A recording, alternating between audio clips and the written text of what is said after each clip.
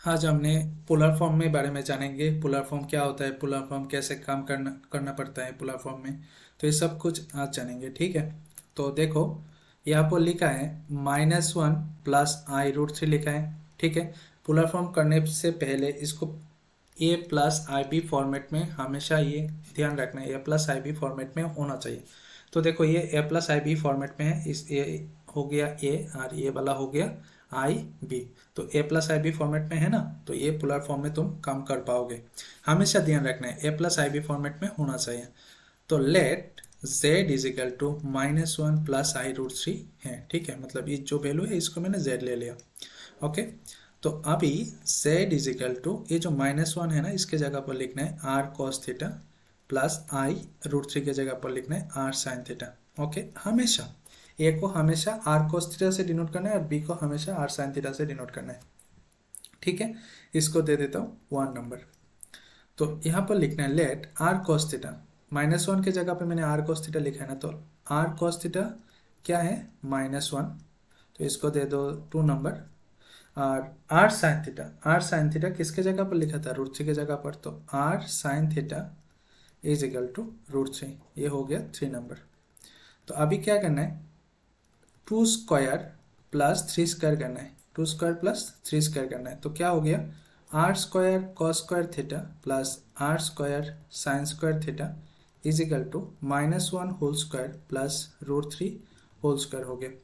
तो r square common लेने से cos square theta plus sine square theta हो गया, और यहाँ पर हो गया 1, -1 स्क्वायर तो 1 होता है और √3 स्क्वायर 3 होता है। तो यहाँ पर तुम देख सकते हैं r square cos square theta plus sine square theta तो 1 हो गया, तो r square is equal to 4।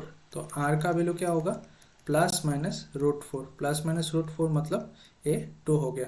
तो पहले तो हम लोग ने क्या किया था, 2 स्क्वायर प्लस 3 स्क्वायर किया था ना।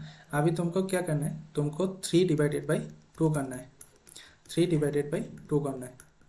तो 3 डिवाइडेड बाई 2 करने से क्या होगा, r sine theta divided by r cos theta is equal to √3 divided by -1, r cancel, sine theta by cos theta, tan theta is equal to -√3। ठीक है, इतना तक करने के बाद तुमको एक जिनिस लिखना है। क्या जिनिस लिखना है, वी नो दैट, ये वाला बात लिखना चाहिए। वी नो दैट हमेशा tan alpha is equal to modulus of tan theta लेना है। वी नो दैट बोल के tan alpha is equal to modulus of tan theta लिखना है। तो मॉड्यूलस ऑफ tan थीटा, तो tan थीटा का वैल्यू क्या है, -√3 है ना, तो यहाँ पर -√3 लिखना है। हमेशा ये tan थीटा का वैल्यू पॉजिटिव में और नेगेटिव में आ जाए, तो हमेशा वी नो दैट लिख के tan अल्फा के जगह पर मॉड्यूलस ऑफ tan थीटा लिखना है। तो tan अल्फा का वैल्यू क्या हो गया, tan अल्फा का वैल्यू हो गया √3। तो tan alpha is equal to, tan√3 कहाँ पर रहता है, 60 डिग्री पे रहता है। 60 डिग्री π/3 फॉर्मेट में तुम लिख सकते हो ना। ठीक है, तो अभी देखो tan बोथ साइड से हट गया, तो अल्फा इज इक्वल टू π/3, तो अल्फा का वैल्यू क्या आया, π/3 आया। ठीक है, अभी पहले जाओ, पहले जाने के बाद ये वाला पार्ट तुम लोग देखो। ठीक है, ये वाला पार्ट देखो, यहाँ पर लिखा है z का वैल्यू देखो, z का वैल्यू -1 प्लस i√3 है ना, तो मतलब है नेगेटिव। पहले देखो नेगेटिव है, रियल पार्ट में नेगेटिव है ना, और इमेजिनरी पार्ट में पॉजिटिव है। तो नेगेटिव कॉमा पॉजिटिव है, तो नेगेटिव कॉमा पॉजिटिव कौन सा क्वाड्रेंट में रहता है, अभी क्वाड्रेंट चेक करो। ये तो फर्स्ट क्वाड्रेंट हो गया, ये हो गया सेकंड क्वाड्रेंट, ये हो गया थर्ड क्वाड्रेंट, और ये हो गया फोर्थ क्वाड्रेंट। फर्स्ट क्वाड्रेंट में रहता है पॉजिटिव पॉजिटिव, ठीक है, और सेकंड क्वाड्रेंट में रहता है नेगेटिव पॉजिटिव, थर्ड क्वाड्रेंट पे रहता है negative negative, and fourth quadrant पे रहता है पॉजिटिव नेगेटिव। ठीक है, हमेशा ये ध्यान रखना है। ठीक है, तो फर्स्ट क्वाड्रेंट का अब फॉर्मूला है theta is equal to alpha, ये बाद में चाहिए। अब सेकंड क्वाड्रेंट का फॉर्मूला है थीटा इज इक्वल टू लिखना है pi minus alpha. Third quadrant पे लिखना है theta is equal to alpha minus pi, and fourth quadrant में लिखना है theta is equal to minus alpha. Okay है ना, ठीक है। तो इतना तक करने के बाद अभी तो ये नेगेटिव पॉजिटिव है ना, क्योंकि रियल के सामने नेगेटिव है और इमेजिनरी के सामने पॉजिटिव है, तो नेगेटिव पॉजिटिव हो गया। तो नेगेटिव पॉजिटिव कौन सा क्वाड्रेंट में? सेकंड क्वाड्रेंट में। तो यहाँ पर लिखो थीटा, थीटा का वैल्यू फाइंड करना है ना, तो theta lies in the second quadrant, second quadrant. Therefore formula है सेकंड क्वाड्रेंट में थीटा का फॉर्मूला क्या है? थीटा का फॉर्मूला है पाई माइनस अल्फा। तो therefore theta is equal to pi minus alpha. तो पाई माइनस अल्फा का वैल्यू पुट करना है। तो अल्फा यहाँ से क्या मिला? पाई बाई 3 मिला है ना। अल्फा यहाँ से क्या मिला? पाई बाई 3 मिला। यहाँ पर देखो पाई बाई 3। तो अल्फा के जगह पर क्या लिखना है? पाई बाई 3 लिख लेना है। तो कैलकुलेशन करने से 2 पाई बाई 3 आया। तो थीटा का वैल्यू आया 2 पाई बाई 3 एंड आर का वैल्यू मेरे को क्या मिला? प्लस माइनस 2 मिला। क्यों मैंने आर एंड थीटा का वैल्यू फाइंड किया? क्योंकि मैंने एक्स्ट्रा यहाँ पर देखो z is equal to r cos theta plus i r sine theta लिया था ना, तो मैंने एक्स्ट्रा आर लिया और एक्स्ट्रा थीटा भी लिया। ठीक है, तो कॉस थीटा, थीटा का वैल्यू मिला है तो कॉस का वैल्यू ऑटोमेटिकली आ जाएगा ना, इसीलिए मैंने आर एंड थीटा का वैल्यू फाइंड किया। आर के वैल्यू फाइंड करने के लिए तुमको दोनों को स्क्वायर करके प्लस करना होता है, और थीटा का वैल्यू फाइंड करने के लिए 3 डिवाइडेड बाई 2 करना है। मतलब साइन को ऊपर रखना है और कॉस को हमेशा नीचे रख लेना है। ठीक है, तो अभी तुम 1 नंबर लिख सकते हो। मतलब जो इक्वेशन नंबर 1 दिया है ना हम लोग ने, ये जो इक्वेशन नंबर 1 दिया है ना, तो 1 में ये वाला वैल्यू पुट कर दो। 1 में क्या था? z is equal to r cos theta plus i r sine theta था ना। ओके, आर कॉमन लेना है, cos theta plus i sine theta हो गया। ठीक है, अभी आर एंड थीटा का वैल्यू मेरे को पुट करना है, आर एंड थीटा का वैल्यू पुट कर लेना है। तो आर का वैल्यू है प्लस माइनस 2। आर का वैल्यू क्या है? Plus minus 2। कहाँ है आर का वैल्यू? यहाँ पर देखो आर का वैल्यू है प्लस माइनस 2। ठीक है, तो सेकेंड ब्रैकेट दे दो, कॉस थीटा का वैल्यू क्या है? 2 पाई बाई 3। तो थीटा के जगह पर लिख दो 2 pi by 3 plus i sine 2 pi by 3। ठीक है, इतना तक ही करना है। ठीक है, तो z इज इक्वल टू, मतलब इसको तुम दोबारा ये cos 2 पाई बाई 3 का वैल्यू फाइंड कर लोगे ना, तो पहले जैसा आ जाएगा, पहले जो क्वेश्चन था ना इसका जैसा आ जाएगा, -1 प्लस आई रूट 3 फॉर्मेट में आ जाएगा। तो तुमको ऐसा नहीं करना है। पोलर फॉर्म मतलब होता है ट्रिकोनोमेट्रिक फॉर्मेट में होना चाहिए। पोलर फॉर्म मतलब होता है ट्रिकोनोमेट्रिक फॉर्मेट में होना चाहिए। ठीक है, तो जो एक कॉम्प्लेक्स नंबर पे क्वेश्चन रहता है, और इस कॉम्प्लेक्स फॉर्म को तुमको कौन सा फॉर्मेट में लेके आना है? ट्रिकोनोमेट्रिक फॉर्मेट में, मतलब कॉस एंड साइन में फॉर्मेट में लेके आना है। ठीक है, समझ गए ना? ओके, तो चलो नेक्स्ट क्वेश्चन भी देख लेते हैं। मतलब directly A plus I B format directly नहीं रहता है, तो कैसे करना पड़ता है? चलो करते।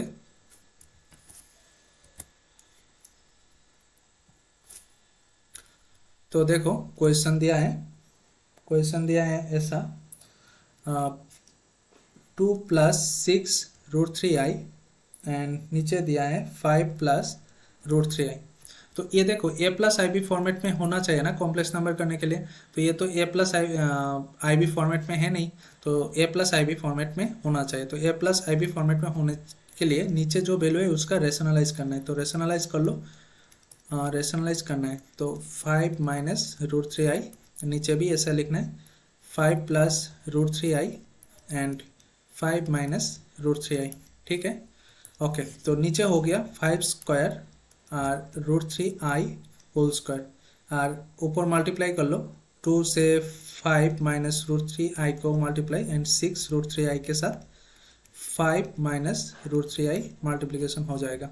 ठीक है, तो नीचे आ जाएगा 5 स्क्वायर मतलब 25। यहाँ पर देखो रूट 3 ऊपर स्क्वायर तो 3 होता है, एंड आई स्क्वायर है ना, तो आई स्क्वायर का वैल्यू हम लोग क्या जानते हैं? -1 जानते हैं। क्या आई स्क्वायर का वैल्यू -1 है।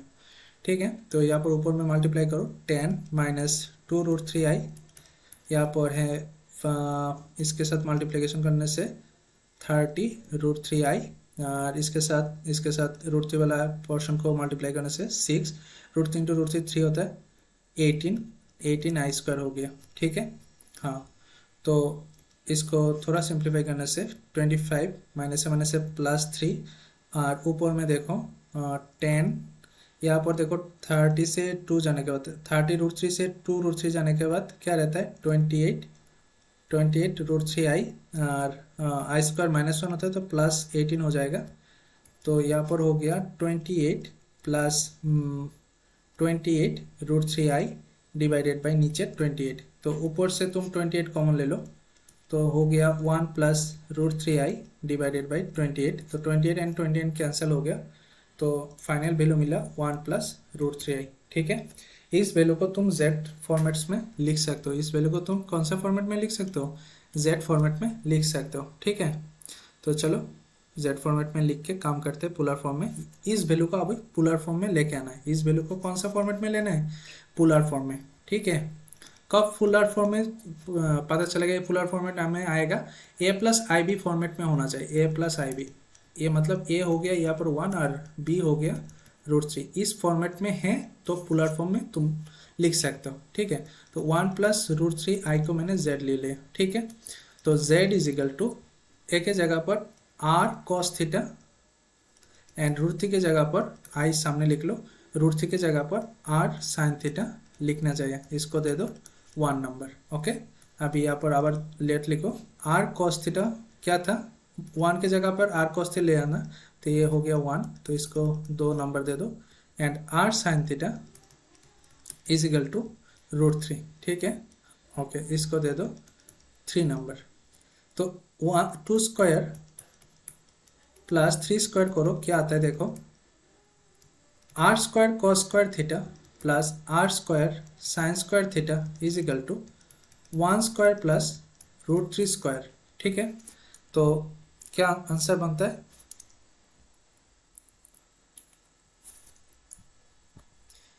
यहाँ पर बनता है r स्क्वायर कॉमन लेने से cos square theta plus sine square theta is equal to 1 plus 3। तो ये तो हो गया 1, तो r स्क्वायर हो गया 4। तो r का वैल्यू है ±2 हो गया। ठीक है, ओके, तो अभी 3 डिवाइडेड बाई 2 करो। 3 डिवाइडेड बाई 2 करने से क्या मिलता है? 3 डिवाइडेड बाई 2 कर लिया।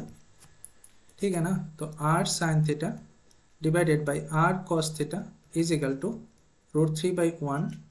और यहाँ पर r cancel, sine theta by cos theta tan theta is equal to √3। ठीक है, इतना करने के बाद मेरे को वी नो दैट लिखना है। वी नो दैट कौन सा formula? tan alpha is equal. तो देखो अभी tan alpha is equal to modulus of tan theta लिखा है, तो tan alpha is equal to modulus of tan theta का वैल्यू क्या है? √3 है। ओके ना, तो tan alpha is equal to √3। तो tan किसका वैल्यू कहाँ पर? √3 कहाँ पर रहता है? tan का 60 डिग्री में √3 रहता है ना, तो tan alpha is equal to tan 60 degree को तुम π/3 फॉर्मेट में भी लिख सकते हो। तो बोथ साइड से tan चला गया, तो अल्फा इज इक्वल टू π/3 मिला। तो यहाँ से अल्फा का वैल्यू मिल गया, यहाँ से अच्छा अल्फा का वैल्यू तो कोई काम का नहीं है, बाद में इसको मेरे को थीटा में ही लेके आना है। ठीक है, तो अच्छा, तो थीटा में लेके आने के लिए मेरे को दोबारा चेक करना पड़ेगा वो a+ib फॉर्मेट वाला सिस्टम में जाओ। a+ib फॉर्मेट वाला सिस्टम कहाँ पर है? यहाँ पर देखो, z is equal to 1 plus √3i लिखा है ना, तो रियल के सामने 1 तो रियल है, तो 1 के सामने सिंबल क्या है? पॉजिटिव है। एंड √3 के सामने सिंबल क्या है? पॉजिटिव है, तो मतलब पॉजिटिव कॉमा पॉजिटिव। तो पॉजिटिव कॉमा पॉजिटिव कौन सा क्वाड्रेंट में रहता है? First quadrant. तो फर्स्ट क्वाड्रेंट का फॉर्मूला क्या है? Theta is equal to alpha. तो यहाँ पर नीचे लिखना है तुमको थीटा लाइज इन द कौन सा quadrant? Theta lies in the first quadrant. यहाँ पर लिखना है theta lies in the first quadrant. ठीक है, तो थीटा लाइज कर रहा है फर्स्ट क्वाड्रेंट पे, लाइज कर रहा है। फॉर्मूला क्या है? Theta is equal to alpha है। तो अल्फा का वैल्यू क्या मिला? π/3 मिला। किसका वैल्यू मिला? थीटा इज इक्वल टू π/3 मिला। तो इक्वेशन 1 से मेरे को लिखना है। इक्वेशन 1 क्या था? z is equal to r cos theta plus i r sin theta था ना। देखो 1 नंबर क्वेश्चन में देखा था, 1 नंबर क्वेश्चन, ये देखो 1 नंबर क्वेश्चन में यहाँ पर देखो equation 1 number equation sorry, z is equal to r cos theta plus i r sin theta था ना, यही तो लिखा मैंने इक्वेशन 1। ठीक है, अभी वैल्यू यहाँ से तुम एक काम करना है, z कॉमन लेना है, तो ये हो जाएगा cos theta plus i sin theta.